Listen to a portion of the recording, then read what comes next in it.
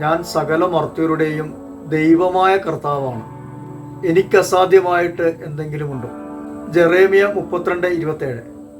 സകല മർത്യരുടെയും ദൈവമായ കർത്താവാണ് നമ്മുടെ ദൈവമായ യേശു ക്രിസ്തു. യേശുവിന് അസാധ്യമായിട്ട് എന്തെങ്കിലുമുണ്ടോ? വിശ്വസിക്കുന്നവർക്ക് എല്ലാ കാര്യങ്ങളും സാധിക്കും. മനുഷ്യർക്ക് അസാധ്യമായത് ദൈവത്തിന് സാധ്യമാണ്.